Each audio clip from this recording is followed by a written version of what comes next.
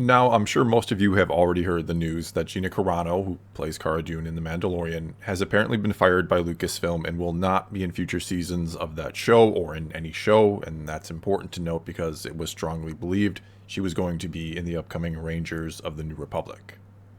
But anyway, before really getting into this, let's first right away take a look at the post that essentially broke the camel's back here. And I say that because it's being reported that Disney and Lucasfilm have been looking for a reason to fire her for quite a while now, since November, they say.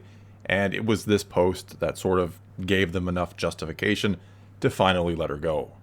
And I'm not going to read it for you, but you can obviously do that for yourself now if you haven't already seen it or read it or heard it elsewhere.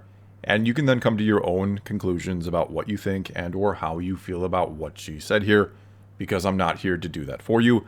I am not here to tell you how to think. I'm instead here to try to give you a friendly reminder to always think, especially in situations like these where emotion can so easily take over and cloud your thoughts or judgment. Which is kind of the problem that's going on with this situation right now. All I'm seeing is people reacting and reacting strongly and emotionally to it, for good or bad. There are both people thrilled by this news and that she's been fired, and others who are mad as hell right now. And people are almost entirely reacting to just the outcome or the firing and the means by which she tried to convey her message, which was by using the Holocaust, and not even looking at and giving any consideration to what she actually tried to say here. And I know some will respond to that by saying, of course I'm not going to give it consideration, I'm not going to listen to her, she's evil and hateful, and she should be silenced. But personally here, I'm not someone who's afraid of words or the thoughts of others. I don't need to be protected from speech because I arm and defend myself with logic, common sense, and use rational thought. I don't need someone to silence others for my benefit. In fact, I find it condescending and like I'm being treated like a child when you tell me I shouldn't listen to someone. And if anything, it only makes me want to hear what they have to say more.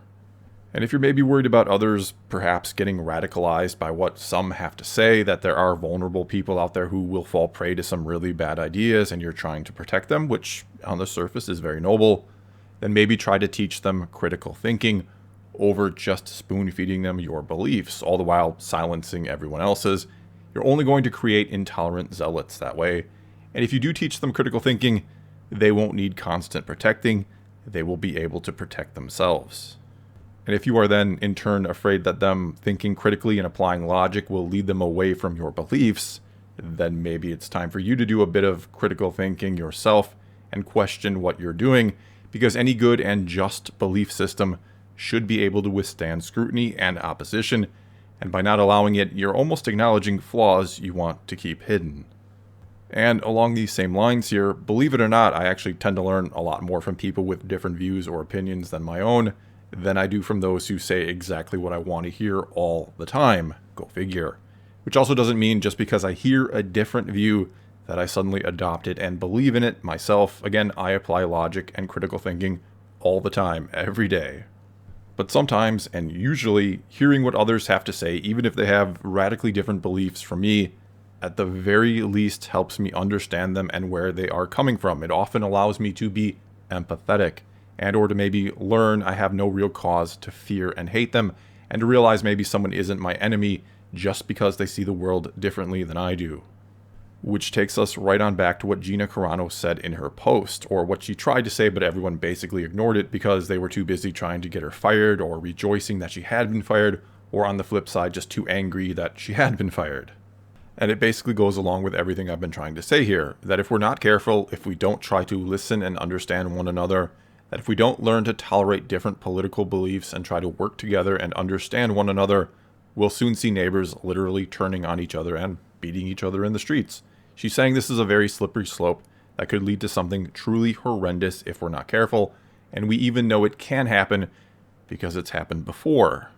And look, you may not like or agree with the message, or you may find it offensive or appalling that she made this comparison to the Holocaust of all things, that the current situation does not and cannot relate or compare to what is, without question, one of the worst atrocities in the history of the world.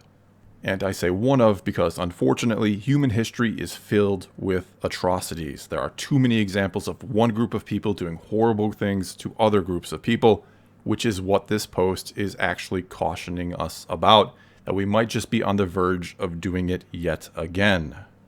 Because in order for those sorts of things to happen, in order for atrocities to occur, you have to dehumanize the other side. You have to convince people that someone else, another group, is evil and needs to be done away with, that they are less than human.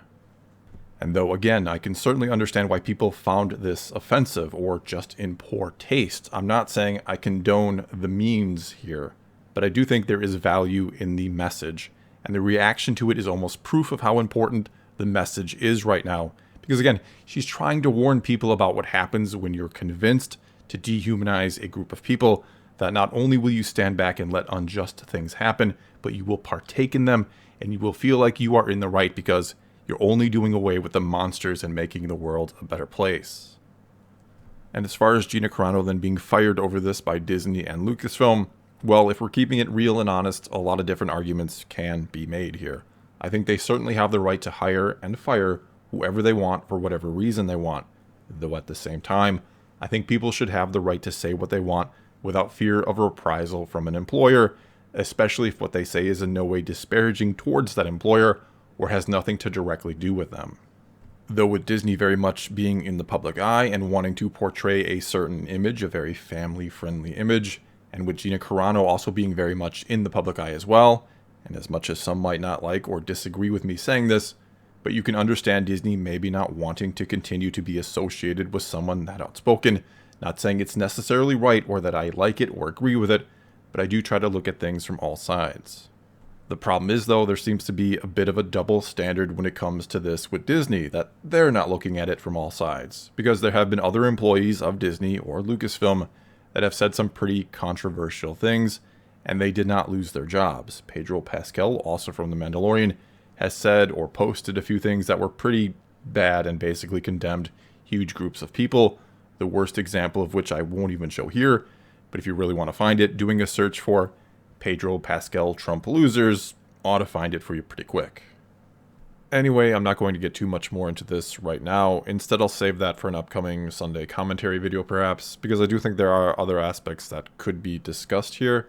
There's also the ramifications to Star Wars, namely the Mandalorian and the upcoming Rangers of the New Republic, what happens with both of them now, but that is also a discussion I think I'll save for later.